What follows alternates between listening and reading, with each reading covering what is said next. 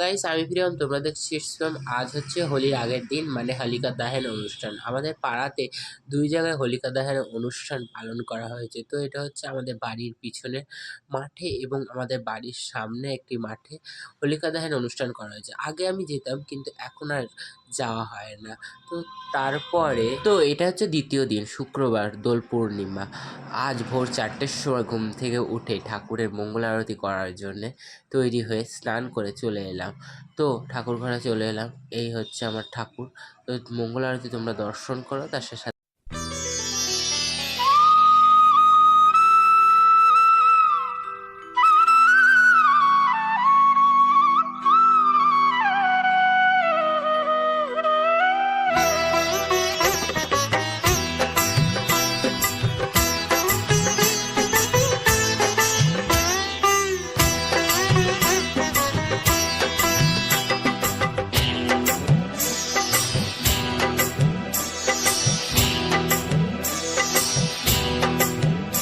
দোলে রায় কিশোরী দোলে রাস বিহারী ঝুলন দোলায় রাধার বংশীধারী।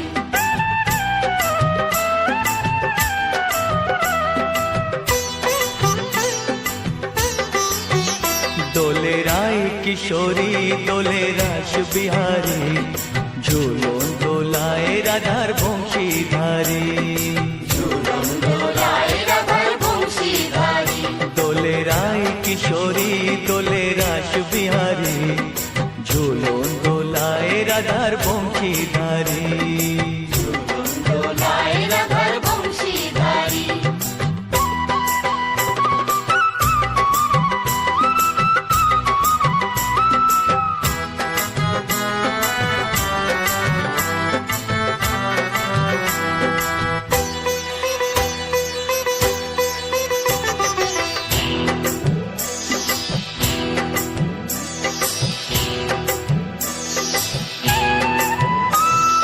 ও ললিতা ও বিশাখা ঝুলন দোলা দাও দুলিয়ে।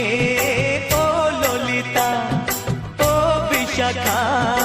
ঝুলন দোলা দাও এখন বাজে সকাল 10টা। ভাই চলে এসছে আমাকে রং মাখাতে। প্রথম রং মাখাতে চলে এসছে আমার ভাই। তারপর আমিও চলে গেছি ওদের বাড়িতে টোটো ও তাতানকে রং মাখাতে। ও তারপরে আমি, ভাই, কাকি এবং বোন, আমরা 4জনে মিলে চললাম সবাইকে রং মাখাতে পাড়ায়। তো দেখতেই পাচ্ছ আমার 5টা কালার সুন্দর করে সাজিলাম। ফার্স্টে চলে এসেছি আমার বান্ধবীর বাড়িতে। তো বান্ধবী ভুবনকে কোলে নিয়ে তাকেও রং মাখালো। তারপর সেকেন্ডে চলে এলাম আমার এক বৌদির বাড়িতে।